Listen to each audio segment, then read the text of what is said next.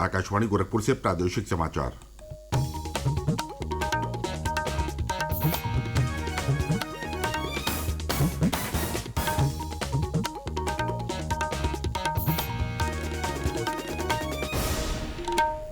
नमस्कार। समाचार बुलेटिन के साथ मैं प्रमोद कुमार सिंह।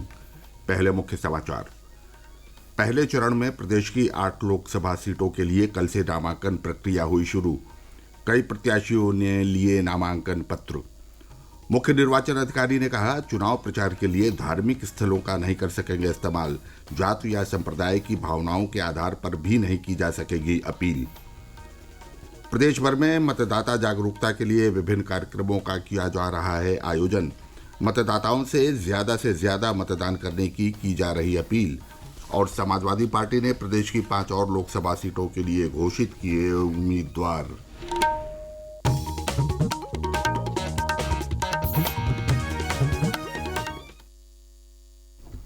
अब समाचार विस्तार से। प्रदेश के 8 लोकसभा निर्वाचन क्षेत्रों के लिए कल से नामांकन शुरू हो गया। प्रथम चरण में निर्वाचन के लिए 19 अप्रैल को मतदान होगा। नामांकन प्रक्रिया सुबह 11 बजे से शुरू होकर 3 बजे तक चलेगी। नामांकन के दौरान ARO कार्यालय में 5 लोगों को ही प्रवेश की अनुमति होगी। पहले दिन सहारनपुर, कैराना, मुजफ्फरनगर, बिजनौर, नगीना, मुरादाबाद, रामपुर और पीलीभीत में नामांकन प्रक्रिया शुरू हुई। इन लोकसभा सीटों में 7 सामान्य सीटें हैं, वहीं नगीना सीट आरक्षित है। पहले चरण में नामांकन करने की अंतिम तिथि 27 मार्च है। नामांकन पत्रों की जांच 28 मार्च को होगी तथा 30 मार्च को नाम वापसी का दिन तय है। प्रथम चरण के 8 लोकसभा क्षेत्रों में 1,43,00,000 मतदाता हैं। इनमें 76,23,000 पुरुष, 67,14,000 महिला और 824 थर्ड जेंडर के मतदाता हैं।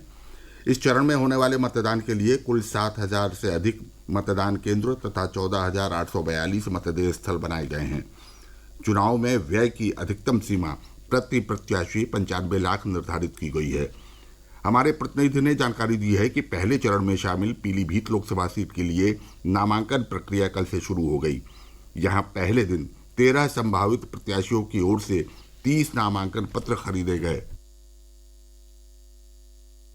कड़ी सुरक्षा के बीच आज से कलेक्ट्रेट में नामांकन प्रक्रिया शुरू हो गई। पहले दिन मौजूदा सांसद वरुण फिरोज गांधी के लिए उनके प्रतिनिधि ने नामांकन पत्र खरीदे, जबकि बसपा प्रत्याशी अनीस अहमद फूलबाबू और 11 अन्य संभावित प्रत्याशियों द्वारा कुल 30 नामांकन पत्र खरीदे गए। पुलिस अधीक्षक अविनाश पांडे ने यहां पहुंचकर सुरक्षा व्यवस्था का जायजा लिया। जिला निर्वाचन अधिकारी संजय कुमार सिंह ने राजनीतिक दलों के प्रतिनिधियों के साथ EVM और VVPAT वेयर हाउस का निरीक्षण किया। ऐसा पहली बार है कि बसपा के अलावा अन्य किसी भी पार्टी द्वारा अभी तक प्रत्याशियों की घोषणा नहीं की गई है। सतीश मिश्र, आकाशवाणी समाचार, पीलीभीत। कैराना लोकसभा सीट के लिए नामांकन की प्रक्रिया शामली जिले में हो रही है। हमारे प्रतिनिधि ने जानकारी दी है कि प्रशासन ने नामांकन के लिए कड़े सुरक्षा इंतजाम किए हैं। शामली जिले में लोकसभा निर्वाचन के लिए जिला कलेक्ट्रेट स्थित DM कोर्ट परिसर व कक्ष में CCTV कैमरे और मुख्य गेट से नामांकन कक्ष तक बैरिकेडिंग की गई है। कलेक्ट्रेट परिसर में प्रत्येक प्रत्याशी के साथ 4 अन्य प्रस्तावक को मेटल डिटेक्टर से चेकिंग के बाद ही अंदर प्रवेश दिया जाएगा। नामांकन कक्ष से मुख्य गेट और 100 मीटर की परिधि में सुरक्षा व्यवस्था के लिए पुलिस PSC बल तैनात किया गया है। प्रत्याशी के साथ भीड़ को रोकने के लिए 100 मीटर की दूरी पर बैरियर लगाए गए हैं। नामांकन के पहले दिन आज कोई नामांकन दाखिल नहीं किया गया, वही कोई नामांकन पत्र विक्रय भी नहीं हुआ। आकाशवाणी समाचार के लिए शामली से अनुज कुमार सैनी। प्रदेश के मुख्य निर्वाचन अधिकारी नवदीप रिड़वा ने कहा है कि चुनाव प्रचार के मंच के रूप में धार्मिक स्थलों का इस्तेमाल नहीं किया जा सकेगा। उन्होंने बताया कि 16 मार्च से निर्वाचन आयोग ने लोकसभा सामान्य निर्वाचन के लिए आदर्श आचार संहिता लागू कर दी है। इसका पालन न करने वाले दलों व प्रत्याशियों के विरुद्ध कार्रवाई की जाएगी।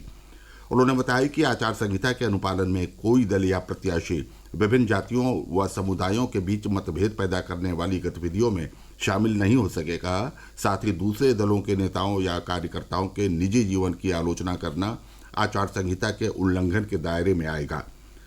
निर्वाचन के दौरान मत हासिल करने के लिए किसी जाति या संप्रदाय की भावनाओं के आधार पर कोई अपील नहीं की जाएगी। मतदाताओं को धन देना व डराना धमकाना भी आचार संहिता के उल्लंघन के दायरे में आएगा। मतदान केंद्रों से 100 मीटर की दूरी के भीतर प्रचार पर पाबंदी रहेगी। मतदान समाप्त होने के पहले 48 घंटों की अवधि में सार्वजनिक बैठकें आयोजित नहीं की जा सकेंगी। कोई भी प्रत्याशी या दल मतदाताओं को मतदान केंद्रों तक ले जाने और ले आने के लिए परिवहन की व्यवस्था नहीं कर सकता।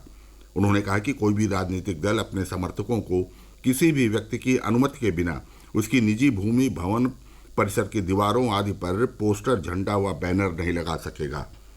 राजनीतिक दल और प्रत्याशी ये सुनिश्चित करेंगे कि उनके समर्थक दूसरे दलों द्वारा आयोजित बैठकों और जुलूसों में बाधा नहीं खड़ी करेंगे। उधर मुख्य निर्वाचन अधिकारी ने राज्य स्तरीय बैंकर्स समिति और सभी बैंकों के उच्च अधिकारियों के साथ भी कल लखनऊ में बैठक की। इस दौरान उन्होंने कहा कि लोकसभा चुनाव की निर्वाचन प्रक्रिया के दौरान हर बैंक खाते से होने वाले बड़े लेन देन पर चुनाव आयोग की पैनी नजर रहेगी। बैंकों को 1 लाख या इससे अधिक के ट्रांजैक्शन की जानकारी जिला निर्वाचन अधिकारी को देनी होगी। यदि निकासी 10 लाख रुपए से अधिक की होगी तो जिला निर्वाचन अधिकारी की ओर से इसकी सूचना आयकर विभाग के नोडल अधिकारी को भी देनी होगी। मुख्य निर्वाचन अधिकारी ने स्पष्ट किया कि प्रत्येक प्रत्याशी का निर्वाचन व्यय के लिए अलग खाता खोला जाएगा। प्रादेशिक समाचार आप आकाशवाणी गोरखपुर से सुन रहे हैं। लोकसभा चुनाव के अंतर्गत अधिक से अधिक मतदान कराए जाने को लेकर प्रदेश भर में विभिन्न जागरूकता कार्यक्रमों का आयोजन किया जा रहा है। इस दौरान लोगों को मतदान की अहमियत बताने के साथ ही मतदान करने के लिए भी अपील की जा रही है। जौनपुर में कल कुत्तुपुर तिराहे से सिद्दीकीपुर खेल स्टेडियम के बीच run for vote mini marathon का आयोजन किया गया, जिसमें बड़ी संख्या में महिला और पुरुष खिलाड़ियों ने हिस्सा लिया। इस दौरान लोगों को मतदान करने की शपथ भी दिलाई गई। इसी क्रम में अमरोहा के JS हिंदू PG कॉलेज में मेरा पहला वोट देश के लिए कार्यक्रम का आयोजन किया गया। कार्यक्रम के दौरान पहली बार मतदाता बनने वाले विद्यार्थियों को मतदान की शपथ दिलाई गई।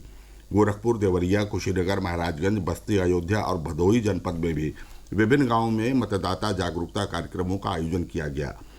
बलरामपुर में राष्ट्रीय सेवा योजना के छात्रों द्वारा मतदाता जागरूकता रैली निकाली गई। वहीं वाराणसी के महात्मा गांधी काशी विद्यापीठ में राष्ट्रीय सेवा योजना के तहत शिविर का आयोजन हुआ और स्वयंसेवकों ने घर घर जाकर लोगों को मतदान के लिए शपथ दिलाई। समाजवादी पार्टी ने कल प्रदेश की 5 और लोकसभा सीटों के लिए उम्मीदवारों की घोषणा कर दी, जबकि पूर्व में गौतम बुद्ध नगर सीट के लिए घोषित प्रत्याशी को बदल दिया है। पार्टी ने संभल सीट के लिए यहां के दिवंगत सांसद शफीकुर रहमान बर्क के पौत्र व मुरादाबाद की कुंदरकी सीट के सपा विधायक जियाउर रहमान बर्क को प्रत्याशी बनाया है। बागपत से पार्टी के पूर्व जिला अध्यक्ष मनोज चौधरी, पीलीभीत से पूर्व मंत्री भगवत सरन गंगवार, घोसी से पार्टी के राष्ट्रीय सचिव और प्रवक्ता राजीव राय और मिर्जापुर से उद्योगपति राजेंद्र S बिंद को प्रत्याशी घोषित किया है। वहीं गौतम बुद्ध नगर सीट पर पहले उम्मीदवार घोषित किए गए डॉक्टर महेंद्र नागर की जगह राहुल अवाना को प्रत्याशी बनाया गया है। समाजवादी पार्टी अब तक प्रदेश में 45 लोकसभा सीटों के लिए प्रत्याशी घोषित कर चुकी है। पार्टी ने भदोही सीट तृणमूल कांग्रेस के लिए छोड़ी है, जबकि 17 सीटें कांग्रेस को दी है। प्रदेश में कल अचानक मौसम बदलने की वजह से पूर्वांचल के कई जिलों में फसलों को काफी नुकसान हुआ है। तेज आंधी और बारिश की वजह से गेहूं की फसल खेतों में गिर गई है। चंदौली, वाराणसी, अयोध्या, जौनपुर, अम्बेडकर नगर, आजमगढ़, मऊ, महाराजगंज और देवरिया से हमारे प्रतिनिधियों ने जानकारी दी है कि उनके क्षेत्रों में मौसम बदलने और बारिश होने से एक और तापमान में गिरावट आई, वहीं सरसों और गेहूं की फसलों को नुकसान हुआ है। प्रदेश के करीब सभी जिलों में आज मौसम साफ हो गया, सुबह ही धूप निकल गई। और अंत में इस बुलेटिन के मुख्य समाचार एक बार फिर। पहले चरण में प्रदेश की 8 लोकसभा सीटों के लिए कल से नामांकन प्रक्रिया हुई शुरू। कई प्रत्याशियों ने लिए नामांकन पत्र। मुख्य निर्वाचन अधिकारी ने कहा, चुनाव प्रचार के लिए धार्मिक स्थलों का नहीं कर सकेंगे इस्तेमाल। जाति या संप्रदाय की भावनाओं के आधार पर भी नहीं की जा सकेगी अपील। प्रदेश भर में मतदाता जागरूकता के लिए विभिन्न कार्यक्रमों का किया जा रहा आयोजन। मतदाताओं से ज़्यादा मतदान करने की जा रही अपील। और समाजवादी पार्टी ने प्रदेश की 5 और लोकसभा सीटों के लिए घोषित किए उम्मीदवार। इसके साथ ही आकाशवाणी गोरखपुर से प्रसारित प्रादेशिक समाचारों का यह बुलेटिन समाप्त हुआ।